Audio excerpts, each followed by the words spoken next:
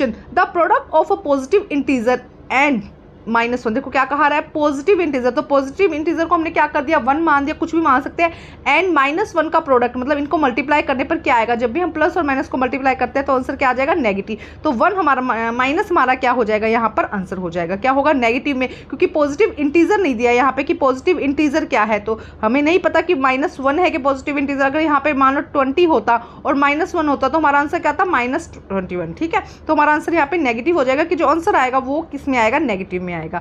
Next देखिए question number 2 में क्या कहा गया है, द वैल्यू ऑफ -6 -5 -4 -3 -2, थोड़ा सा इसको इस तरह कर लो जिससे कि रीडिंग करना थोड़ा आसान हो जाए।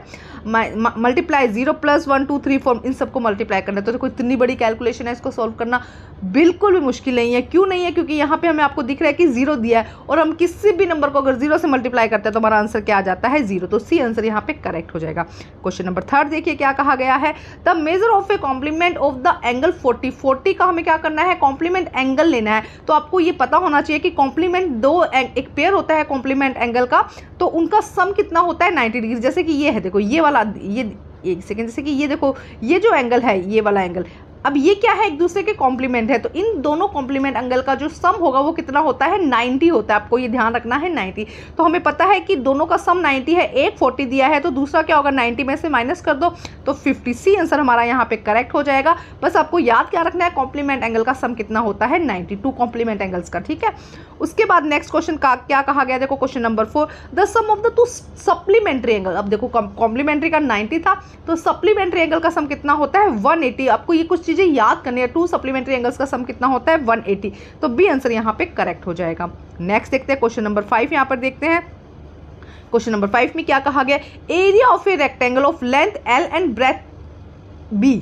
हमें क्या करना है, एरिया, रेक्टेंगल का एरिया निकालना है। देखो पहले समझो, ये एक रेक्टेंगल है, इसका आपको एरिया निकालना है। तो एरिया कौन सा पोर्शन होता है, ये वाला जो पोर्शन है, ये वाला अंदर का जो पोर्शन दिया गया है, ये वाला जो पोर्शन है, ये क्या है इसका एरिया। तो इसका फॉर्मूला होता है L × B। क्या होता है L × B।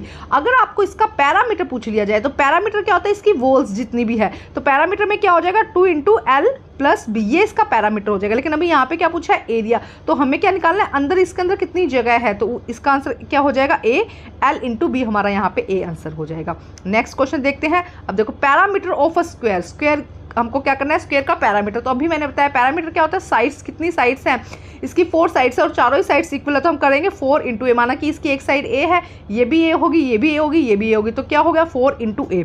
तो इसका पैरामीटर क्या हो जाएगा 4A, पैरामीटर क्या हो जाएगा 4A। अब देखते हैं, अगर इसका हमें पूछा होता, इसका एरिया पूछा होता, तो एरिया का फॉर्मूला देखो, एरिया का मतलब कि हमको ये चीज़ें चाहिए थी, तो एरिया का क्या हो जाएगा साइड × साइड, A × A हो जाएगा इसका एरिया अगर हमें चाहिए होगा। तो अभी हमने देखा कि पैरामीटर का यहाँ क्या आंसर हो जाएगा, इसका डी आंसर हो जाएगा। पैरामीटर हमें साइड्स लेनी है तो क्या हो जाएगा 4 × A। और अगर आपसे एरिया पूछा जाता, देखो ये फॉर्मूलेज याद करने पड़ेंगे, एरिया पूछा जाता तो साइड × साइड आ जाता। अब क्वेश्चन नंबर 7 में देखते हैं, the diameter of a circle is 18। किसी ये सर्कल है, इसका जो डायामीटर, ये पूरा डायामीटर कितना है 18 है। आपसे रेडियस पूछा है, तो डायामीटर हमेशा क्या होता है रेडियस से डबल होता है। तो फॉर्मूला क्या हो जाएगा, देखो मैं आपको दिखाती हूँ फॉर्मूला करके किस तरह से करेंगे हम। डायामीटर D, ये पूरा D है, रेडियस क्या हो जाएगा इसका इतना, ये वाला जो पोर्शन है, ये वाला जो पोर्शन है ये क्या है रेडियस का है, ये वाला जो पोर्शन है ये क्या हो जाएगा रेडियस हो जाएगा ये वाला। तो हम क्या करेंगे डायामीटर डिवाइडेड बाय 2, तो डायामीटर कितना है 18 है। यहाँ पे कोई भी क्वेश्चन आ सकता है, आपको इस तरह से सोल्व करना आना चाहिए। और इसका रेडियस कितना हो जाएगा डिवाइडेड 2 कर दो, तो आंसर हमारा 9 आंसर हमारा यहाँ पे करेक्ट हो जाएगा। इसका क्वेश्चन इस तरह से भी आ सकता है कि एक सर्कल दिया, उसका रेडियस आपको 8 दिया है, तो आपको डायामीटर पूछा जा सकता है। तो रेडियस कितना पूछ दिया है 8 और डायमीटर कितना होगा, तो हम अब यहाँ पे हमें डबल करना होगा क्योंकि डायमीटर बड़ा है ना। तो अब हम करेंगे 8 × 2 तो कितना हो जाएगा 16। अगर इस तरह का क्वेश्चन आया था तो इसका आंसर फिलहाल क्या हो जाएगा 9 सेंटीमीटर। नेक्स्ट क्वेश्चन देखते हैं, question number 8, how many line of symmetry are in a rectangle. एक रेक्टेंगल, देखो ये रेक्टेंगल है, इसके अंदर कितनी सिमेट्री लाइन, सममिति जो लाइन होती है वो कितनी आ सकती है। देखो एक ये हो गई, दूसरी ये हो गई, तीसरी ये हो गई, चौथी ये हो गई, तो कितनी लाइन्स आ सकती है 4 लाइन आ सकती है। सिमेट्री मतलब 2 इक्वल पार्ट्स में डिवाइड कर दे, तो डी आंसर यहाँ पे करेक्ट हो जाएगा।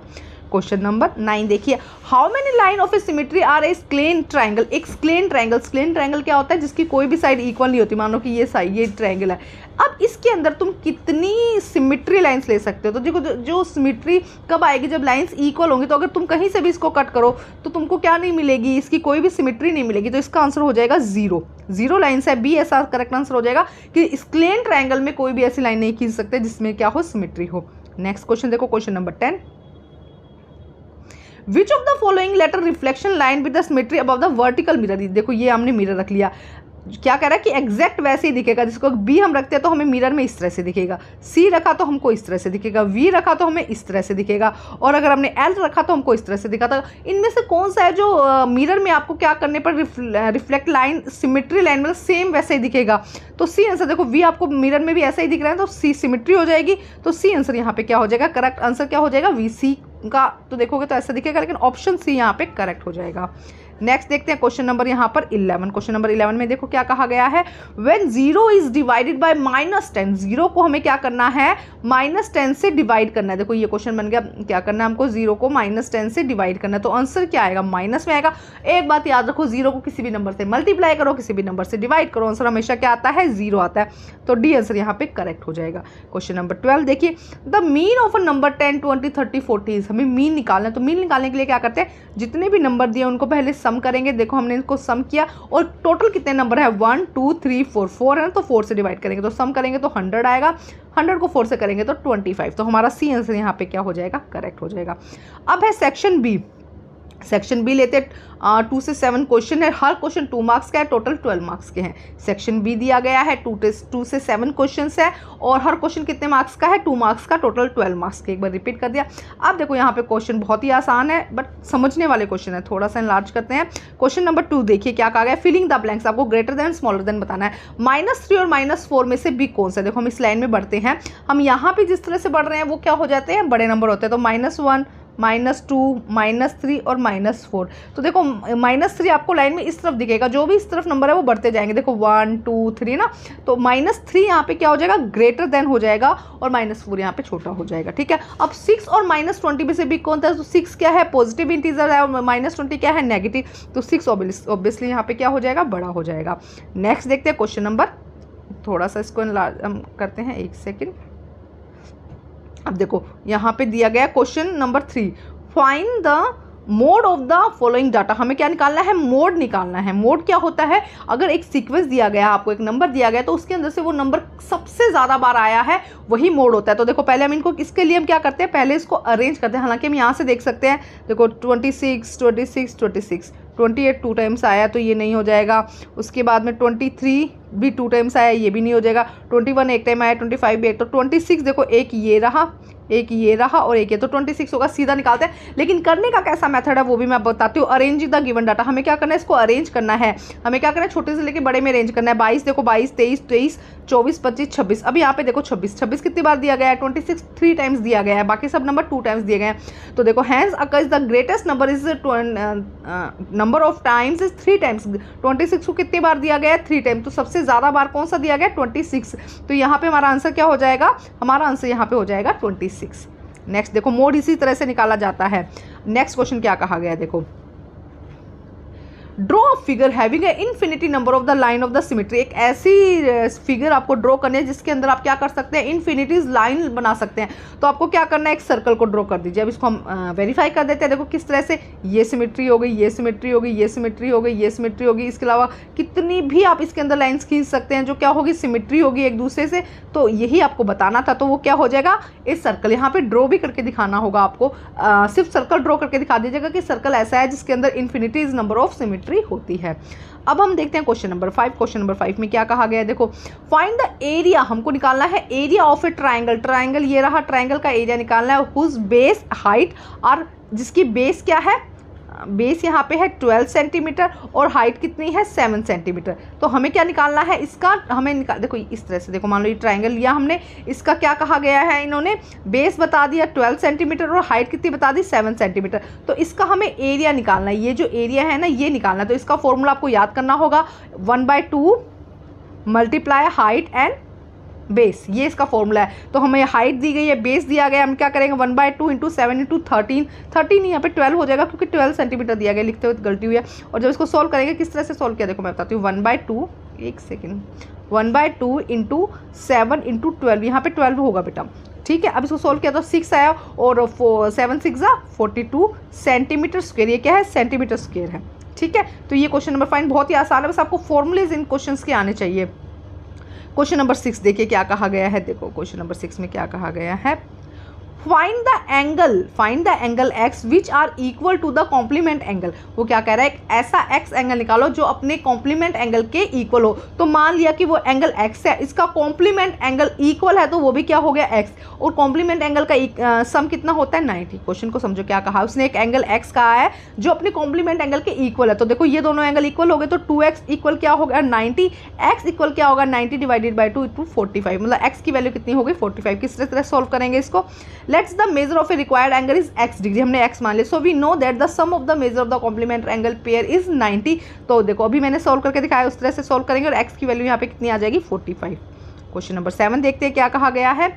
Area of a circle whose radius, देखो रेडियस दिया गया है 14, रेडियस दिया गया है। देखो ये सारे फॉर्मूले, एरिया के फॉर्मूलेज आप एक कॉपी पे लिख लीजिएगा और सबको इकट्ठा रेडियस एरिया और पैरामीटर, तो उनको अच्छे से याद कर लीजिएगा। क्या कहा गया, एक सर्कल का आपको रेडियस दिया गया है, आपको क्या निकालना है, इसका एरिया निकालना है। तो एरिया का फॉर्मूला होता है पाई आर की स्क्वायर, क्या होता है पाई, पाई क्या होता है 22 डिवाइडेड बाई 7, आर हमको यहाँ पे 14 दिया गया है, तो 14 मल्टीप्लाई 14, देखो ये हमने किया है, देखो यहाँ पे करके देखते हैं 22 7 14 इंटू 14, ठीक है। तो ये 2 से कट होगा, जब इसको पूरे को सॉल्व करेंगे तो 616 सेंटीमीटर स्क्वायर हमारा आंसर हो जाएगा। बहुत ही आसान है, बस इन क्वेश्चंस में आपको फॉर्मूला याद होना चाहिए, वैल्यू पुट करो और इजीली इनको सॉल्व करो। तो अब हमारा सेक्शन बी भी कंप्लीट हो गया। अब हम देखते हैं सेक्शन सी। सेक्शन सी में देखते हैं 8 से 10 क्वेश्चन है, मतलब कि 8 9 10 3 क्वेश्चन है, 3 मार्क्स के हैं, टोटल यहाँ पे 9 मार्क्स है। तो आइए देखो क्या कहा गया, the sum of 2 integer in 116, 2 integers है उनका सम कितना है 160। मानो ये ए प्लस बी लिखते हैं, ए प्लस बी, 2 इंटीजर्स है, इनका सम कितना है 116, ठीक है 116। If the one of the -17, अब उनमें से ए कितना है 170, मान लिया ए कितना है -79, बी हमको निकालना है और 1116, देखो इस तरह से हुआ। अब बी को निकालेंगे तो ये हम इस तरफ ले जाएंगे, हम क्या करेंगे 116, अब ये क्या है माइनस का है, तो यहाँ जाके क्या हो जाएगा प्लस का हो जाएगा 79। तो हमारा फॉर्मूला किस तरह से निकल जाएगा, उनको ऐड कर देंगे तो कितना हो जाएगा 195। या हम इस तरह से सॉल्व कर सकते हैं, sum of the 2 integer 116, first integer -79, तो सेकंड इंटीजर का फॉर्मूला क्या होता है, sum of the integer minus one of the integer. तो हमने क्या किया 116 में से -79 किया, तो दोनों माइनस की होने की वजह से क्या हो जाएंगे प्लस हो जाएंगे, 195 हमारा यहाँ पर आंसर आ जाएगा। क्वेश्चन नंबर 9 देखते हैं क्या कहा गया है। Identify the complementary and the supplementary pair of a angle are the following pair are and verify. आपको क्या करना है, बताना है कि कॉम्प्लीमेंट्री है सप्लीमेंट्री है और उनको वेरीफाई करना है। तो वेरीफाई देखो पहले तो बताओ क्या होगा, देखो 30 प्लस 60 कितना होगा 90, और हमें पता है कि 90 दो एंगल का सम अगर 90 आता है तो वो क्या होते हैं कॉम्प्लीमेंट्री, तो हम यहाँ पे लिख देंगे कॉम्प्लीमेंट्री, ठीक है। नेक्स्ट क्या कहा गया 110 प्लस 70, 110 प्लस 70 कितना होता है 180। तो जब दो एंगल का सम 180 होता है तो वो क्या हो जाता है सप्लीमेंट्री, तो हम यहाँ पे लिख देंगे सप्लीमेंट्री, ठीक है। तो ये फर्स्ट का हो जाएगा, सेकंड हो जाएगा। नेक्स्ट देखो 118 प्लस 78, इसको करो कितना हो जाएगा 6 आ जाएगा यहाँ पर, और यहाँ पे 7 8 9 और ये, ठीक है ये हो जाएगा। तो अब ये तो कोई ना तो कॉम्प्लीमेंट्री एंगल है ना ही सप्लीमेंट्री एंगल है, तो ये क्या हो जाएगा गलत हो जाएगा, ठीक है। ये हमारा इस तरह से आपको इसको वेरीफाई करना है, आपको सम करके दिखाना है और ये लाइन लिख देनी है कि कॉम्प्लीमेंट्री एंगल का सम 90 होता है और सप्लीमेंट्री एंगल का सम कितना होता है 180। नेक्स्ट क्वेश्चन देखते हैं, क्वेश्चन नंबर 10 में देखो क्या कहा गया है। Final mark of maths of student 15 student है जिनके मैथ्स के नंबर्स आपके सामने दिए गए हैं, ये देखो ये रहा। अब देखो क्या क्वेश्चन पूछा गया, इसी में से हम देखते हैं what is the highest score. Highest score यहाँ पे क्या है, देखो अगर मैं यहाँ से देखूँ, आप देखो 100 यहाँ पे क्या हो जाएगा highest score. What is the lowest score, अब लोएस्ट स्कोर देखो ये देखो 37, ये क्या हो जाएगा 37। What is the range, range किस तरह से निकाली जाती है, हाईएस्ट स्कोर में से हमें ये क्या कर देना है लोएस्ट स्कोर माइनस कर देना है, तो हमारा आंसर आ जाएगा 63। देखो किस तरह से करना है, देखो यहाँ पे आपके सामने इसका आंसर लिखा गया है, highest score 100, lowest score 37, range क्या होगी maximum observation minus minimum observation, तो क्या आएगा 63। क्वेश्चन नंबर डी देखिए, डी में क्या कहा गया है, क्वेश्चन नंबर डी में सॉरी सेक्शन डी है 11 से 13 क्वेश्चन है, 5 मार्क्स का क्वेश्चन है, टोटल 15 मार्क्स के हैं, 5 मार्क्स का हर एक क्वेश्चन है। सोल्व द फॉलोइंग, हमें क्या करना है, इनको सोल्व करना है। तो देखो सोल्व करने के लिए क्या कहा गया है, ध्यान से समझो, बस क्वेश्चन को करना आसान है, समझना है बस थोड़ा सा। तो देखो फर्स्ट क्वेश्चन हमने लिया सोल्व करने के लिए, क्या कहा गया है यहाँ पर, -15 इंटू 8 -15 इंटू 4। तो यहाँ पे आपको वो आपकी जो फर्स्ट चैप्टर में दिया गया ना प्रॉपर्टीज, वहाँ से लेना है। देखो अब इसमें क्या करेंगे, -15 को कॉमन ले लेंगे, -15 को हमने यहाँ पे कॉमन ले लिया, दूसरे नंबर को क्या करना है, प्लस करना है। तो हम क्या करेंगे, 8 + 4 किया, इनको प्लस किया तो कितना आया 12, और -15 इनको हम क्या कर देंगे मल्टीप्लाई, तो -180 हमारा यहाँ पर आंसर हो जाएगा। 2.5 का है ये क्वेश्चन। देखो बहुत ही आसान है लेकिन क्वेश्चन दिया गया है। नेक्स्ट देखो क्या कहा गया है, 32 into 2 into 17 + 6 minus divided by 15। तो जब ऐसा कोई नंबर दिया जाता है तो पहले हम ब्रैकेट के अंदर का अलग सॉल्व करेंगे। ब्रैकेट को सबसे पहले बोर्ड मास का फॉर्मूला लगता है, देखो बोर्ड मास का फॉर्मूला लगता है, सबसे पहले ब्रैकेट, फिर ऑफ, डिवाइड, फिर मल्टीप्लाई, फिर एडिशन, और लास्ट में हम क्या करते हैं, सब्ट्रैक्शन करते हैं। तो लेकिन पहले ब्रैकेट, अब ब्रैकेट के अंदर जो जो चीज़ें उसको सॉल्व करते हैं। तो देखो हमने क्या किया, सबसे पहले हम यहाँ पे इस ब्रैकेट को खोलेंगे तो और इसको मल्टीप्लाई करते हैं, तो मल्टीप्लाई करने से कितना आएगा 34। अब 34 में हम क्या करेंगे, अब हमें क्या करना है, एडिशन करना है। एडिशन करो 66 आ जाएगा, और 6 से हम माइनस करेंगे तो 60 आ जाएगा। ये हमने पूरा ब्रैकेट सोल्व कर लिया। अब नेक्स्ट देखो किससे डिवाइड करना है, 15 से इसको क्या करना है, डिवाइड करना है। अब जो हमारा ब्रैकेट के अंदर का 16 सॉल्व हुआ है उसको हमें क्या करना है, 15 से डिवाइड करना है। तो डिवाइड करेंगे तो 4 आंसर हमारा यहाँ पे आ जाएगा। करते वक्त थोड़ी सी माइनस प्लस की कैलकुलेशन को थोड़ा सा ध्यान से एक बार करने के बाद जरूर चेक करने होते हैं ऐसे क्वेश्चन, क्योंकि कई बार क्या होता है, एक प्लस की जगह माइनस लगा दो, माइनस की जगह प्लस लगा दो, पूरा आंसर गड़बड़ा जाता है। इसीलिए इन चीज़ों का ध्यान रखना होता है। अब देखते हैं क्वेश्चन नंबर 12। क्वेश्चन नंबर 12 में क्या कहा गया, find the value of angle XYZ। तो देखो क्या कहा गया, यहाँ पे 55 दिया गया है, यहाँ पे ये X है, ये Y है और ये Z है, हमें इसकी वैल्यू निकालनी है। तो आइए करते हैं इसको सॉल्व। बहुत ही आसान क्वेश्चन है, जो मेथड अभी हमने किया था उसी मेथड को यूज़ करते हुए हमें इसको सॉल्व करना है। तो एक बार हम यहाँ पे डायग्राम बना लेंगे, थोड़ा सा इसको इस तरह से कर देते हैं जिससे कि समझ में आ जाए। हम यहाँ पे एक बार डायग्राम बना लेते हैं। देखो ये एंगल क्या दिया गया है, 55 दिया गया है, X है, Y है एंड Z है। तो अब देखो सबसे पहले 55 एंगल हमको यहाँ पे दिया गया है, ये एंगल 55 है, तो ये इसका क्या है, वर्टिकल अपोजिट, इसका क्या है, वर्टिकल अपोजिट, और वर्टिकल अपोजिट एंगल क्या होते हैं, इक्वल। तो ये भी कितना हो जाएगा 55, तो x हमारा यहाँ पे क्या आ गया 55, ठीक है। अब सेकंड रूल देखो, सेकंड रूल में क्या कहा जा रहा है, इसको एक सीधी लाइन बना लो, ये हमने एक सीधी लाइन बना ली, तो ये एंगल, ये लीनियर एंगल बन जाएंगे। ये क्या बन जाएंगे, लीनियर पेयर ऑफ एंगल। तो लीनियर पेयर ऑफ एंगल का सम कितना होता है, लीनियर पेयर का कितना होता है आपको पता होना चाहिए, 180। तो इसका सम यहाँ पे अगर हम देखें तो ये सम कितना हो जाएगा 180, ठीक है। तो अगर हमारे पास में एक सम है यहाँ पर, देखो सब हटा देती हूँ एक बारी में, अगर हमारे पास में ये लाइन में, अगर ये लाइन ये 55 है हमारे पास में, तो हम x + y कितना हो गया यहाँ पे, देखो x + y 180 हो गया, तो y की वैल्यू निकाल देंगे तो 125। ये कितना आ गया 125, हमारे पास में इस एंगल की वैल्यू कितनी हो गई 125। अब ये इसका वर्टिकल अपोजिट है, तो ये भी कितना हो गया 125। तो ध्यान से देखो, एक ही क्वेश्चन के अंदर हमने क्या कर दिया, सारा समझ लिया। ये देखो ये 55 था तो इसके साथ ये 55 हो गया। अब जो वर्टिकल अपोजिट एंगल था इसलिए दोनों इक्वल हो गया। अब ये 125 निकला क्योंकि लीनियर पेयर है इसके अकॉर्डिंग, तो ये भी इसका इक्वल हो गया, ये भी वर्टिकल अपोजिट एंगल होने की वजह से क्या हो गया 125। देखो इस तरह से आप सोल्व करोगे, देखो पूरा सोल्व करके दिखाया हुआ है मैंने, जिससे कि कोई कन्फ्यूजन ना हो। अब क्वेश्चन नंबर देखते हैं 13, देखो थोड़ा सा छोटा कर दे जिससे समझ में आ जाए। क्वेश्चन 13 में देखो क्या कहा गया है, rectangle park 45 meter long and 30 meter wide, a park 2.5 meter wide is outside the park, find the area of the park. देखो क्या कहा गया है, ये एक पार्क है, देखो समझाने इस तरह से डायग्राम भी बना लो। इस पार्क का ये क्या है 45 मीटर लॉन्ग है, 45 और 30 मीटर क्या है वाइड है, ठीक है। ये इसकी मान लो ये 30 है और ये 45 है, हालांकि देखो मैंने रफी डायग्राम बनाया है। अब उन्होंने क्या कहा है, देखो अब उन्होंने क्या कहा कि एक पाथ बनाया गया है जो 2.5 मीटर क्या है वाइड, तो यहाँ से भी क्या होगा, ये ये इतना यहाँ से, इतना यहाँ से, इतना यहाँ से, इतना, और ये देखो ये एरिया बढ़ गया, मतलब कि पाथ क्या है, ये वाला पाथ बन गया आपका। देखो ये वाला पाथ मतलब पार्क के बाहर बाउंड्री कर दी गई, ये समझो। तो अब वो पूछ रहा है कि अब जो ये रास्ता बनाया है ना नया, इसका देखो मैं कलर करके बताती हूँ कौन सा रास्ता। देखो यहाँ से ये वाला जो रास्ता है, इसका हमें क्या निकालना है, एरिया निकालना है कि इसका एरिया क्या है। आई होप कि आपको क्वेश्चन अच्छे से समझ में आ गया। जो ग्रीन पोर्शन किया है ना, इसका एरिया हमको निकालना है, ठीक है। तो अब देखो, अब इस क्वेश्चन को समझने की वो करते हैं कि अब क्या करना होगा हमको। अब देखो, अब सबसे पहले क्या क्या, length of the rectangle park ये देखो 45 दी गई है और ब्रेथ कितनी दी गई है, इसकी 30 दी गई है। अब एरिया हमें पता है लेंथ इंटू ब्रेथ होता है, तो लेंथ इंटू ब्रेथ किया तो 1350, मतलब इसका एरिया कितना आया 1350।